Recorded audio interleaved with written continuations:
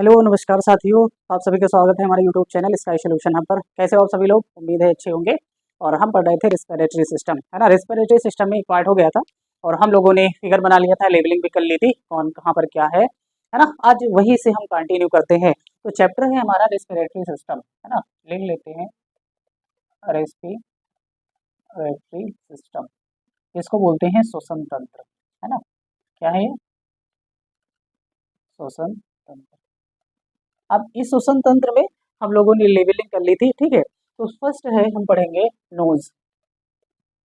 Knows, और इसी knows को हम क्या बोलते हैं? नॉस्ट्रिल। नॉस्ट्रिल, नॉस्ट्रिल, है ना।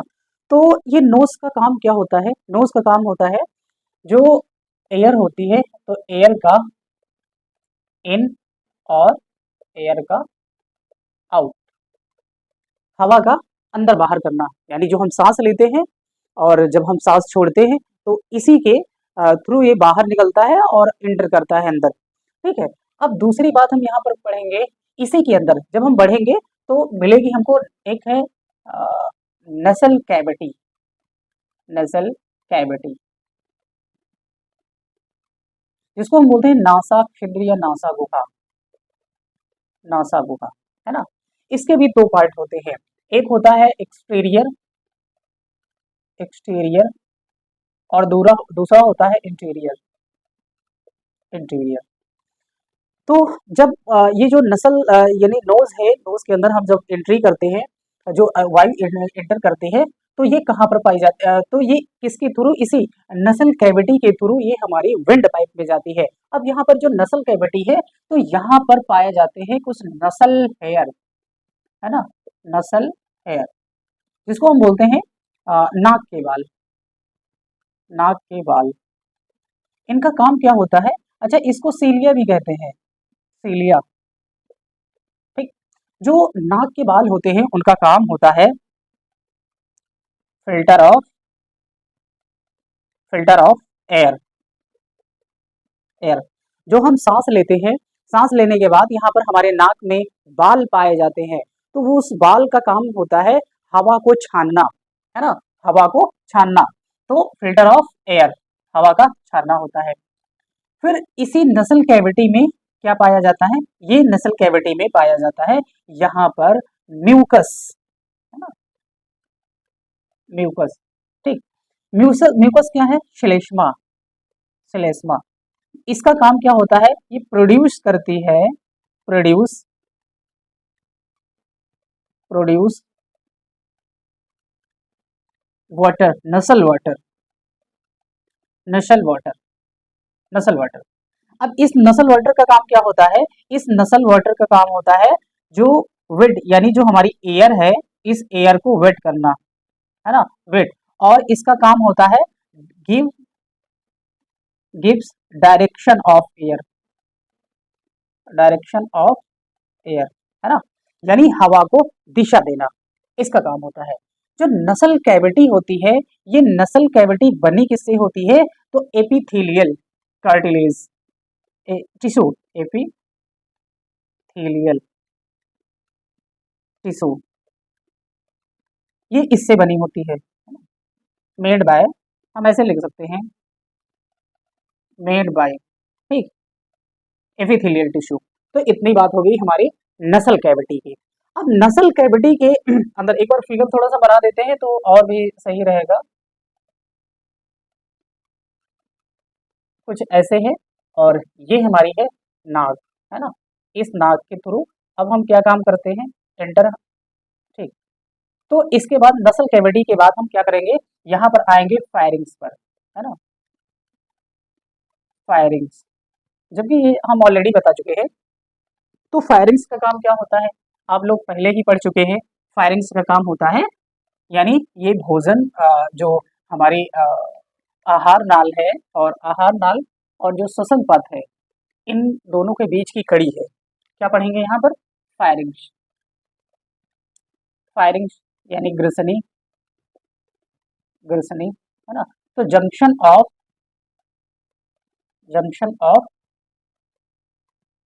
Respiratory, respiration path and digestion, digestive path या डाइजेस्टिव पाथ पाथ है। ठीक है, बस इसका इतना ही काम है। इसके नीचे आएंगे तो यहाँ पर हमको मिलेगा, यहाँ पर लैरिंग्स, लैरिंग्स है ना। अब लैरिंग्स का काम क्या होता है तीसरे नंबर पर, ये तीसरा है, चौथा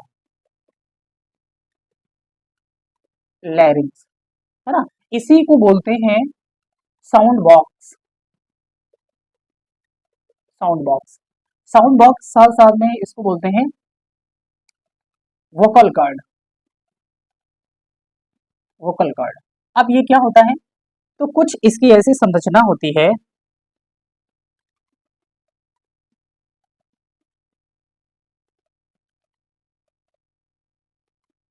ऐसे, और ये संरचना, और यहाँ पर एक लेयर पाई जाती है, एक कार्टिलेज की बनी होती है, इस कार्टिलेज को बोलते हैं, अब ये क्या है, ये है वोकल कार्ड, वोकल कार्ड। इसको बोलते हैं स्वर रज्जु, स्वर रज्जु, रज्जु। अब इसमें क्या होता है, इसमें ये होता है कि जब इसी स्वर रज्जु में ये जब एयर जो है, एयर एंटर करेगी, एयर एंटर करी है, करेगी, तो यहाँ पर क्या होता है, वाइब्रेशन होता है, वाइब्रेशन, ये वाइब्रेशन को प्रोड्यूस करेगी, वाइब्रेशन को उत्पन्न करेगी, और इसी वाइब्रेशन से साउंड उत्पन्न होती है, साउंड प्रोड्यूस होती है ना, साउंड प्रोड्यूस यानी ध्वनि उत्पन्न होती है, ध्वनि उत्पन्न, और यहाँ पर कंपन, कंपन उत्पन्न होती है। ठीक है, और यहाँ पर ये जो बात करते हैं, ये कार्टिलेज की बनी होती है ना, ये किसकी बनी होती है, कार्टिलेज की, कार्टिलेज। और ये कौन सी कार्टिलेज होती है, तो इसी को बोलते हैं Adam's apple, Adam's apple, Adam's apple cartilage की बनी होती है। ठीक है, ध्यान रखिएगा, ये इंपॉर्टेंट है। अब ये काम कैसे करता है, अब ये देखो, यही आपको निर्धारित करता है कि आवाज आपकी पतली है या फिर मोटी है। अब वॉइस में, अब इसकी लेंथ देखिए, इसकी लेंथ वॉइस में, वॉइस में जो इसकी लेंथ है, इसकी लेंथ है लगभग 20 मिलीमीटर, और इसी की वजह से यहाँ पर क्या होता है, आवाज मोटी, यानी साउंड क्या होती है, साउंड होती है भारीपन, भारीपन आता है साउंड में, साउंड में भारीपन आता है। क्यों आता है भारीपन, क्योंकि इसकी जो पिच होती है, पिच होती है वो लो होती है। जब पिच लो होती है तो आवाज कैसी आएगी, भारी आएगी, इसको बोलते हैं निम्न स्वर, निम्न स्वर, निम्न स्वर। ठीक है, यही बात करें गर्ल्स की, गर्ल्स की, तो गर्ल्स में क्या होता है, इसकी जो लेंथ होती है लगभग होती है 15 mm, और जब 15 mm होती है तो इसका मतलब यहाँ की जो पिच होती है वो पिच कैसी होती है, वो पिच हाई होती है, हाई होती है ना, हाई होती है। इसी वजह से इनकी आवाज कैसी होती है, इनकी आवाज सुरीली होती है ना, सुरीली होती है, इनकी आवाज सुरीली होती है। ठीक, और यही अगर हम बात करें बर्ड्स की, तो बर्ड्स में क्या पाया जाता है, उनकी भी जो चहचहाना होता है, तो बर्ड्स में ये स्वर कोश की, यानी जो वोकल कॉर्ड है, स्वर रज्जु की जगह इनको पाया जाता है, इनको बोलते हैं सीरिंग्स, है ना, सीरिंग। तो इस सीरिंग्स की वजह से उनकी आवाज पतली होती है। तो हम लोगों ने यहाँ पर लैरिंग्स की बात कर ली, है ना। अब यहाँ बात करेंगे हम श्वसनिका की, ठीक, यानी श्वास नलिका, ये क्या होता है, चलो आगे देखते हैं। श्वास नलिका, जिसको बोलते हैं ट्रैकिया, क्या है ये, ट्रैकिया, ट्रैकिया। इसी को हम विंड पाइप भी बोलते हैं, विंड पाइप, विंड पाइप, है ना। श्वास नलिका, श्वास नलिका, श्वास नलिका। अब आप लोगों ने देखा होगा कि हमने कुछ ऐसे फिगर बनाया था, ऐसे, है ना, ऐसे। अब यहाँ पर ये क्या होती है, ये रिंग्स होती है ना, कुछ रिंग्स नुमा संरचना इनकी होती है, और ये बनी होती है किसकी, ऐसे, ये ऐसे ऐसे, ऐसे ऐसे होती है ना। तो इनको बोलते हैं कार्टिलेज, है ना। ये जो रिंग्स होती है, इन्हीं रिंग्स को क्या बोलते हैं, इन रिंग्स को बोलते हैं, ये बनी होती है कार्टिलेज, कार्टिलेज, उपास्थि, उपास्थि। और इन उपास्थि का नाम है hyaline, hyaline cartilage, cartilage, hyaline cartilage की बनी हुई है ना। अब यहाँ पर ये बात करेंगे कि जो सुसनिका होती है, इसको क्या होता है, यहाँ पर हवा का, है ना, जो वायु है, वायु को फेफड़े तक ले जाना, फेफड़े तक ले जाना, ले जाना, है ना। ये जैसे air carry from, from pharynx, larynx, from larynx to lungs, lungs, है ना, फेफड़े तक ले जाना। जो श्वास नलिका होती है, इनका डिवीजन होता है, इनका डिवीजन होता है। तो डिवीजन कैसे होता है, आप ध्यान से समझिएगा। फर्स्ट डिवीजन, जो फर्स्ट डिवीजन होगा, फर्स्ट डिवीजन, है ना, फर्स्ट डिवीजन, जब फर्स्ट डिवीजन होगा तो ये बनेंगी किसमें, तो ये बनेंगे ब्रोंकस, ब्रोंकस या ब्रोंकली, ब्रोंकस या ब्रोंकली, ठीक। इनका जो सेकंड डिवीजन, जो सेकंड डिवीजन होता है, सेकंड डिवीजन, अब सेकंड डिवीजन किस में होता है, तो ये होता है ब्रोंकियोलियोस, ब्रों ब्रोंकी ब्रोंकी ब्रोंकिलियोस, ब्रोंकिलियोस में। जो इनका थर्ड डिवीजन होता है, वो होता है एल्वेओली, एल्वेओली, जिनको हम बोलते हैं वायु कूपिका, है ना, वायु कूपिका। और इन्हीं जो एल्वेओली होती है, ये एल्वेओली को हम क्या बोलते हैं, cell of lungs, cell of lungs, lungs. तो जो हमारी आवाज होती है, जो यहाँ पर, तो ये जो वायु, ये जो वायु कूपिका होती है, तो वहां पर पहुंचती है, और यही हमारी सेल ऑफ लंग्स होती है, यानी फेफड़े की इकाई बोलते हैं। तो ये वाला क्वेश्चन पूछा जा सकता है ना, what is the cell of lungs, कौन है, तो अल्वेओली है, ठीक है, श्वास नलिका। तो श्वसनिका के बारे में हम इतनी चीजें पढ़ लिए। अच्छा, ये जो डिवीजन है, तो डिवीजन के बारे में ऐसे समझिएगा कि मान लो ये क्या है, ठीक है, तो यहाँ पर क्या होता है, यहाँ पर इनके डिवीजन होते हैं ऐसे, ऐसे, ठीक है। तो ये फर्स्ट डिवीजन हो गया, यहाँ पर ऐसे समझते हैं, ऐसे, ठीक है। तो ये सेकंड हो गया, तो ये वाला जो है ये फर्स्ट डिवीजन है, ठीक है। और यहाँ ये फर्स्ट डिवीजन है, ये सेकंड डिवीजन है, और यहाँ पर ये थर्ड डिवीजन है, ठीक है। ये फर्स्ट है, ये सेकंड है, और ये थर्ड है। तो ऐसे समझते हैं। अब नीचे आते हैं हम, और इसके नीचे ट्रेकेल के नीचे हम आएंगे फेफड़े के पास, है ना, यानी लंग्स। लंग्स क्या है, फेफड़े क्या है, इनके बारे में हम बातचीत करेंगे। तो लंग्स, इनको हम फेफड़ा बोलते हैं, है ना। जो इनके फेफड़ा, इनकी जो स्टडी होती है, जो स्टडी होती है, स्टडी बोले तो अध्ययन, तो अध्ययन होता है पल्मो, पल्मोनोलॉजी, पल्मोनोलॉजी। जो इनका अध्ययन होता है पल्मोनोलॉजी होता है, जो इनके स्पेशलिस्ट होते हैं, इन स्पेशलिस्ट यानी विशेषज्ञ, विशेषज्ञ। तो विशेषज्ञ को क्या बोलते हैं, पल्मोनोलॉजिस्ट, पल्मोनोलॉजिस्ट, पल्मोनोलॉजिस्ट। जब ये हो गया, तीसरी बात करेंगे इनका जो कलर होता है, कलर पिंक, कलर पिंक होता है। और हम बात करेंगे इनका जो वेट होता है, वे वेट कितना होता है, वेट, तो वेट लगभग ये 1350 से, यानी 1.3 kg से 1.5 kg, हम 13.5 से 1500 किलोग्राम ये ग्राम भी लिख सकते हैं, है ना, ये है। अब यहाँ पर इनकी संख्या कितनी होती है? नंबर ऑफ लंग्स आपको पता है,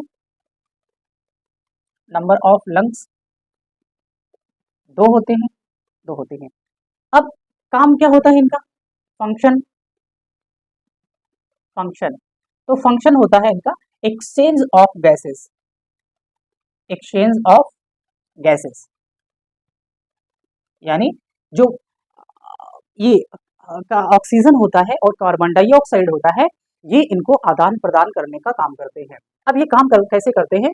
तो इनका अंतिम जो वायु पहुंचता है वो वायु हमारी एल्वेओलीज में पहुंचता है। तो ये एक गुब्बारे नुमा संरचना होती है कुछ ऐसी, अगर हम जूम करके देखें तो ऐसी होती है संरचना, ठीक है। तो अब इसको ऐसे समझते हैं कि मान लो हमने सांस लिया, तो जब एयर इन करते हैं, एयर इन, तो एयर के साथ साथ में क्या होती है? तो यहाँ पर नाइट्रोजन 78%, ऑक्सीजन 21% और CO2 वो होता है लगभग 0.03%, है ना, इतना होता है। तो ये एयर क्या काम हुई, यानी एयर यहाँ पर एंटर कर रही है, ऐसे ऐसे, ठीक, एयर एंटर कर गई। अब एयर इसका काम क्या होता है? एयर एंटर हो गई, तो इंटर होने के बाद में ये जो एयर भेजेगा, यानी अब जो हार्ट होता है, यानी हार्ट के पास अब वो अपना ब्लड भेजेगा इनके पास, तो वो इम्प्योर ब्लड भेजेगा हार्ट, ठीक है। तो यहाँ पर क्या होता है? यहाँ पर फ्लो कर रहा है ब्लड का, तो ये क्या है? ये ब्लड है, ब्लड हो रहा है। फिर यहाँ पर जाने के बाद क्या होता है? प्यूरिफायर होता है। ये इम्प्योर ब्लड है, ये है इम्प्योर, इम्प्योर ब्लड, इसका प्यूरिफायर करने का। तो यहाँ एक चीज और लिख लेते हैं, purifier of blood, purifier of blood, blood को शुद्धिकरण करना, ठीक। तो शुद्धिकरण काम क्या करेगा? तो यहाँ पर इसको ऑक्सीजन देगा और ऑक्सीजन देने के बाद कार्बन डाइऑक्साइड बाहर निकाल देगा। तो यहीं पर जो कार्बन डाइऑक्साइड हमने लिया तो था 0.03%, लेकिन ऑलरेडी यहाँ पर कितना है? लगभग 3 से 4% यहाँ पर है। तो जब हम एयर आउट करेंगे तो ये क्या होगा? ये बाहर निकल के जाएगा। यानी अब यहाँ पर क्या है? हवा हमारी कैसी होती है? तो हवा हाई प्रेशर से लो प्रेशर की ओर जाती है, हाई प्रेशर से। अब यहाँ पर क्या है? यहाँ पर है हवा, प्रेशर ज्यादा है, जब ज्यादा है तो ये ऊपर की ओर भागेगी। भाई यहाँ पर कार्बन डाइऑक्साइड का काम क्या होता है? कार्बन डाइऑक्साइड का काम होता है वार्मिंग करना, वार्मिंग करना। तो गर्म है, तो अब ये क्या होगा? गर्म हवा हमेशा ऊपर की ओर भागती है ना, तो यानी ऊपर की ओर ये भागेगी। कुछ ऐसे हम समझते हैं कि जैसे हम ब्रीदिंग करते हैं, है ना, हम ब्रीदिंग करते हैं, ऐसे समझो, ऐसे समझिए कि हम ब्रीदिंग करते हैं, ब्रीदिंग। अब इसमें क्या होता है? इसमें हम एयर इन और इधर एयर आउट, आउट। तो हमने लिया नाइट्रोजन 78%, 78%, ऑक्सीजन 21% और कार्बन डाइऑक्साइड 0.03%, ठीक, इतनी हमने लिया। उसके बाद जब आउट करते हैं तो नाइट्रोजन जैसे का है वैसे ही बाहर होगा, इसमें कोई बदलाव नहीं होगा। लेकिन जो ऑक्सीजन है वो यहाँ पर लगभग 16% के आसपास वो बाहर जाएगा, जाएगा, क्योंकि 3 से 4% ये ऑक्सीजन कंज्यूम कर लेता है ना। तो ये कंज्यूम कर लेता है इस वजह से, क्योंकि 3 से 4% तक कंजप्शन इसका हो जाता है, कंजप्शन हो जाता है। और जो हमारी CO2 है वो लगभग 4% के साथ ये बाहर जाएगी, है ना, तो ये बाहर जाएगी। तो इतनी बात हमने ब्रीदिंग में सीख ली या और समझ ली कि कैसे हवा आती है और बाहर जाती है, ठीक है, लंग्स के बारे में। अब इसी लंग्स के नीचे क्या होता है? इसी लंग्स के नीचे होता है डायफ्राम। क्या होता है? डायफ्राम। तो डायफ्राम का काम क्या होता है? डायफ्राम का काम होता है कि यानी जब हम हवा लेते हैं, हवा छोड़ते हैं और जब हवा एंटर करते हैं तो ये बैलेंस करने का काम करता है डायफ्राम, डायफ्राम, डायफ्राम, है ना। अब इस डायफ्राम में क्या होता है, इस डायफ्राम आप ऐसे समझिएगा कि जो हमने वो बनाया था कार्टिलेज ऐसे और ऐसे,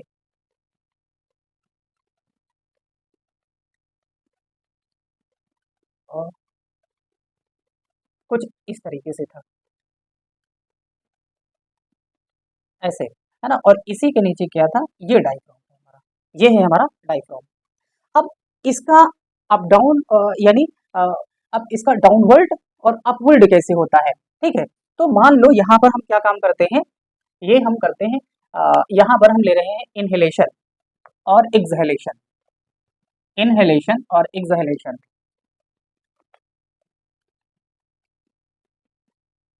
इनहेलेशन और दूसरा होता है एक्सहेलेशन,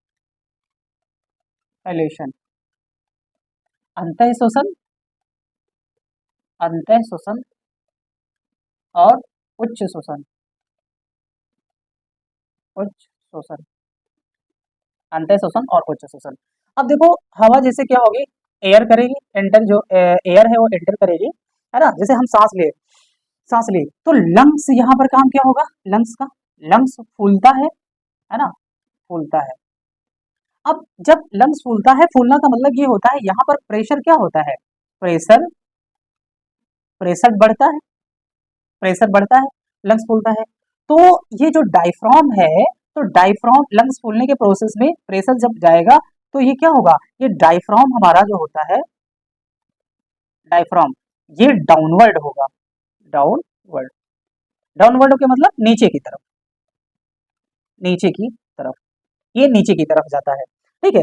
अब जैसे ये होता है कि अगर ये डायफ्राम ना हो तो हम बहुत ज्यादा जब सांस ले लेते हैं तो ये फेफड़े को, ये जो लंग्स होता है इसमें डिसबैलेंस होने की स्थिति बनती है, तो ये एक तरीके से रोकने का काम करता है, चाहे प्रेशर कम हो या ज्यादा, जब बहुत ज्यादा प्रेशर होता है तो ये रोकने का काम करता है कि बस इससे ज्यादा नीचे ना फूले, है ना, और साथ में हमारी रिबकेज भी होती है वो उसको पकड़े रहती है कि इससे ज्यादा, एक लिमिट से ज्यादा वो ना फूल पाए।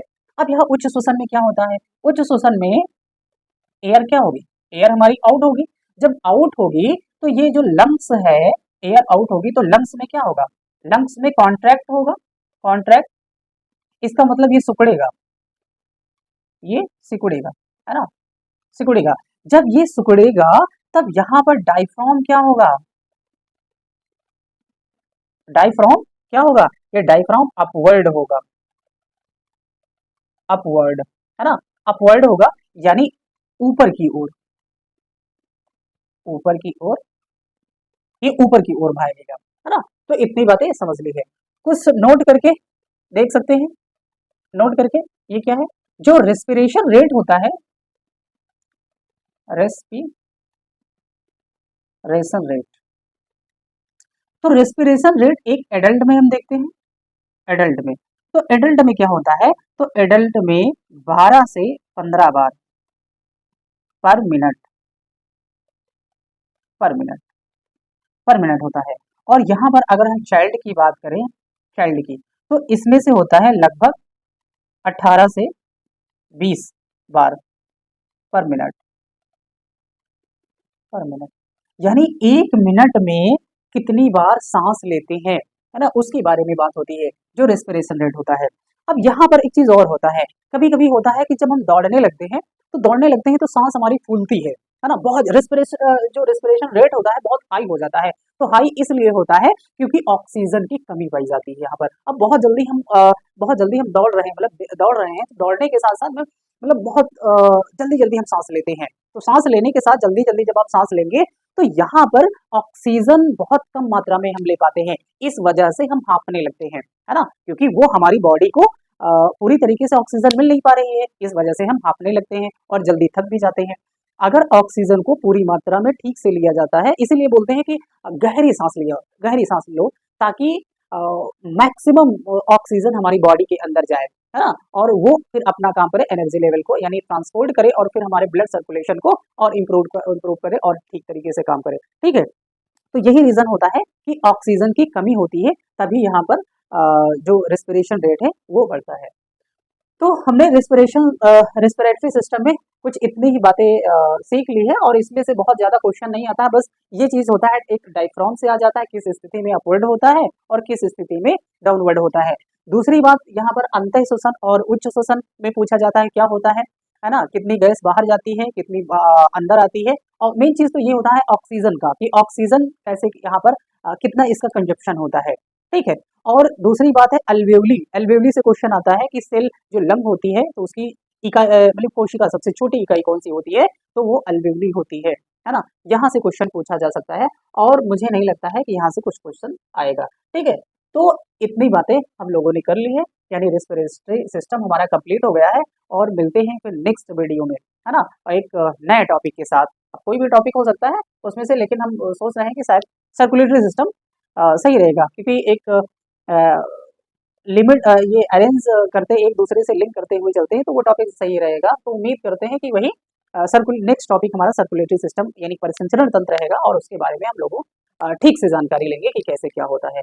तब तक के लिए देखते रहिएगा, बहुत बहुत धन्यवाद, है ना। और जो भैया चैनल सब्सक्राइब नहीं किए हैं प्लीज़ चैनल सब्सक्राइब कर लीजिएगा। और हमारा यूट्यूब चैनल आप जानते ही हैं क्या है, sky solution hub, sky solution hub ये है। आप इसको अगर अभी तक सब्सक्राइब नहीं किए हैं तो प्लीज़ सब्सक्राइब कर लीजिएगा। बहुत बहुत धन्यवाद।